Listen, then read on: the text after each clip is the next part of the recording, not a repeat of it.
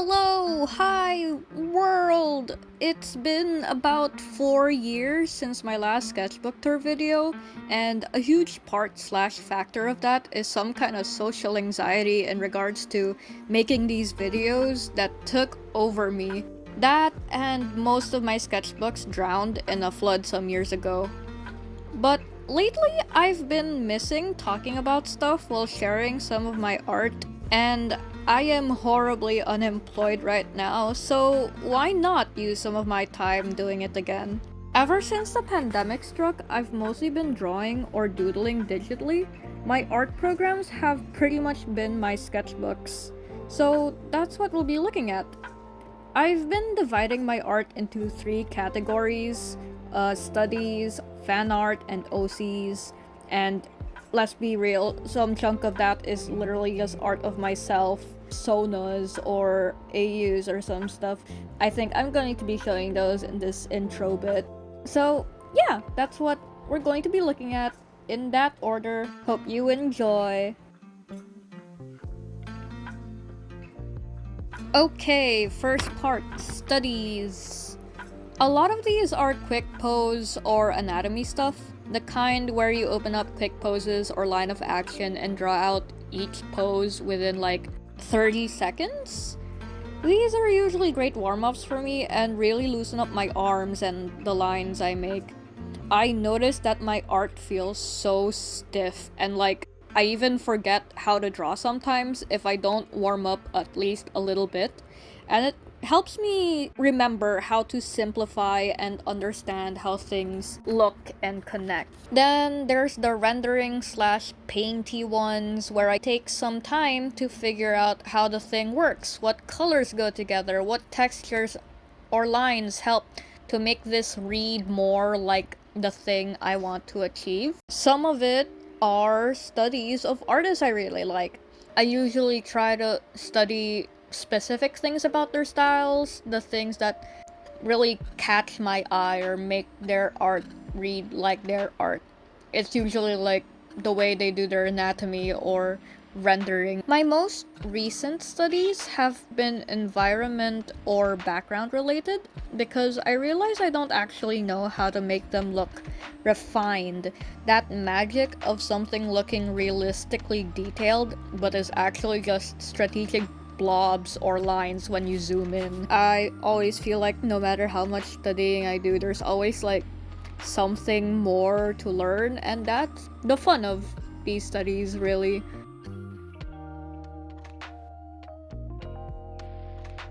Second section, the fan art. I honestly rarely draw fan art, and it's mostly because I don't really know what to draw. My brain just always feels so dry and empty whenever I have to draw fan art or want to draw fan art. I guess I just need to be I need to be incredibly obsessed with something to draw fan art for it. I think my favorite media to draw for are like things with a lot of creative liberty, like podcasts and I guess Minecraft series, because sure, they may have canon descriptions and there's kind of a guide for how the characters look and how things look, but you could kind of put in your own creative ideas, thoughts, designs into the characters and the way they act, and it would not look too out of place. It's fun. Very, very fun. Sometimes I think maybe that's why I have a hard time drawing fan art, but then there are times where I draw Merlin and Genshin Impact stuff, and those things have definite designs and definite things, so maybe it really is just a matter of obsession. But generally, I am just not a fan artist. My brain has very little space for it. It is mostly being taken over by OCs.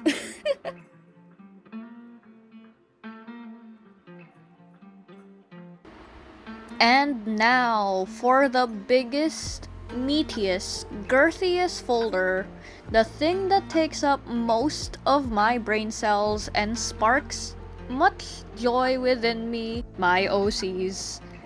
This is most definitely the largest section, as I have a lot of characters that belong in a bunch of different things. First, there's my D&D OCs, who may not be the first characters I made, but they are the newest. At first, they were all just rough thoughts or designs because I wasn't part of any real campaigns. A lot of my experience with them is just by the animatics people would make of like Taz and Critical Role, and it being referenced a lot in Stranger Things. And then after that, I started listening to more of my friends' campaigns and their experiences with it. And I almost joined some one-shots and some campaigns as a guest character, but they don't really follow through because of scheduling conflicts. There is one campaign that I'm currently part of though.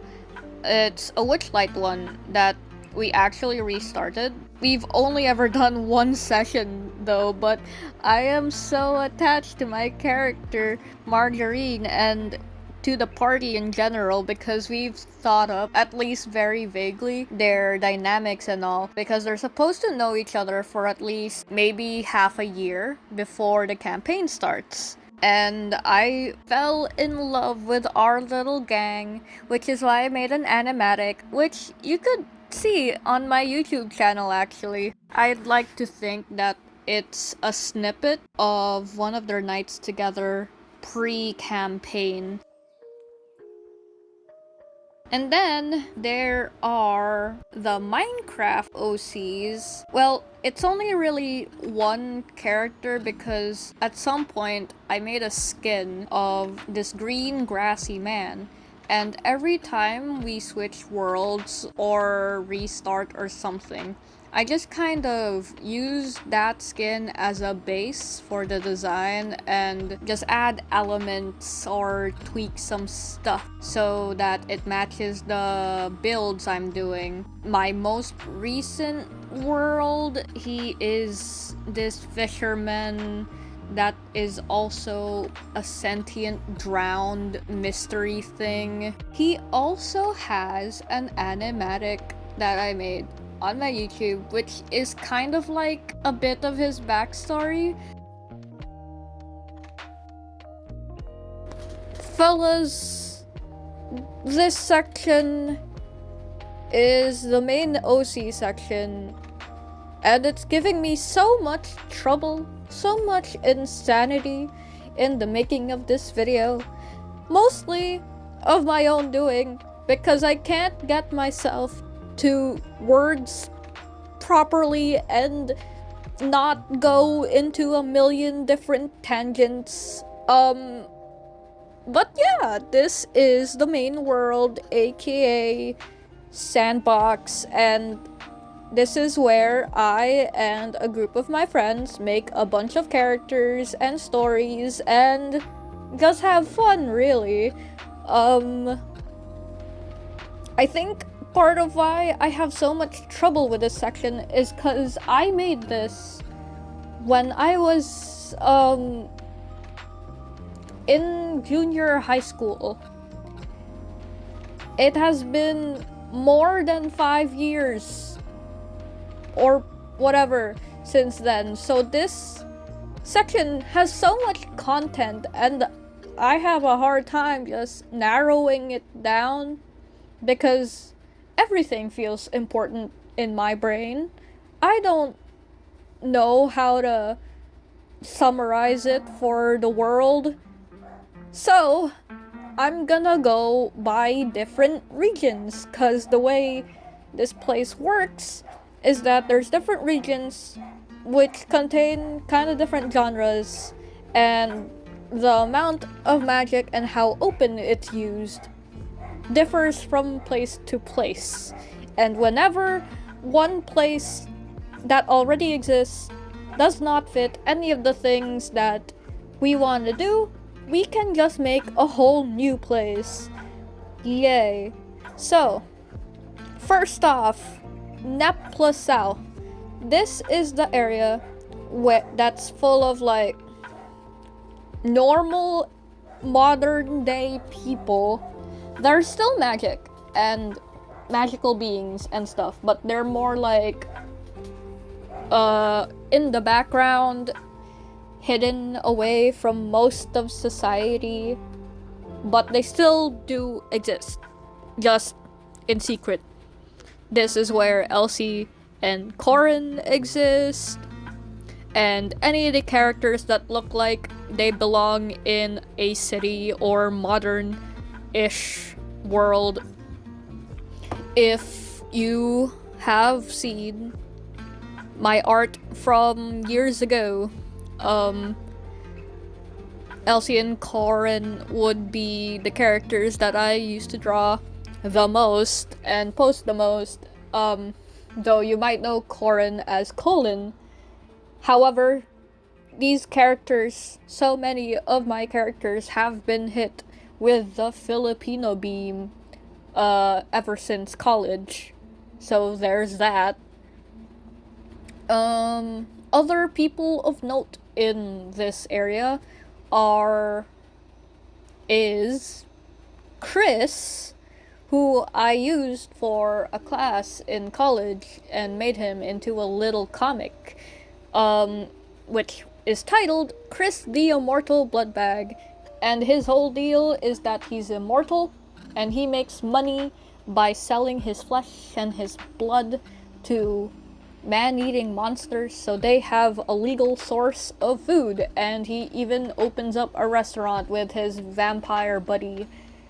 And yeah, his thing was meant to be a horror comedy, very episodic, and yeah. Next place is Kimea, which is where most of the magical, whimsical people of the world reside. Very colorful, very Wizard of Oz. But it is on like the same planet, Earth, whatever, that Neplesau is in. But it's just hidden from most normal people. I've been trying to think of examples in other shows and stuff, but all I could think about is how the train works in Harry Potter, and I have never touched Harry Potter, but I think the train is the closest thing. They even have a train in Sandbox. Yeah. Kimea has all the magic people, all the magic schools. It's the main place where that's... Huh? I'm lost again. Kimea is the most like D&D, but slightly more modern because they have the ability to go to Neplesau, which is fully modern, and yes, they have a talking sun that watches all of them, and they also have a cult in the background kidnapping children and people and doing magic people eugenics and bits creatures from the next place I'm gonna talk about have slipped into this area and are causing madness and eating people, but like that's all in the background. Everything's still nice and lovely and colorful out here. Yeah. Next place is Immorelia, which is an addition by a friend we made in senior high, and it was originally based off of Bloodborne, I think, and it's very dark fantasy, much fighting and evil and beasts and madness, and because of the beasts, madness, and all that jazz, it exiled itself into a different plane of existence. It used to be part of the world, but it gone. Only people that have special bells and other very secret things could get to this place. Very dangerous. Very, very dangerous. And some of the madness still seeps into the rest of the world, which is why there's like random beasts and madness in very small corners of both Neplesau and Kamea. And then the most recent addition would be a very far into the future time skip thing where a calamity struck which almost ended all of life, but people have managed to survive and rebuild, and many years into the future, humans, or well, there's a human organization thing called ARC, and they are hiding all the magic artifacts and all that jazz from the rest of the world, and are trying to colonize everything. Slightly more D&D vibes because the magic people and all that aren't necessarily just staying in hidden pockets of the world, but are out there and living and struggling alongside ish humans, but there's a lot of tension there. But yeah, for Immeralia and this future world thing, I don't think I could do it justice and explain everything properly, because they are the creations of two other people in our little group.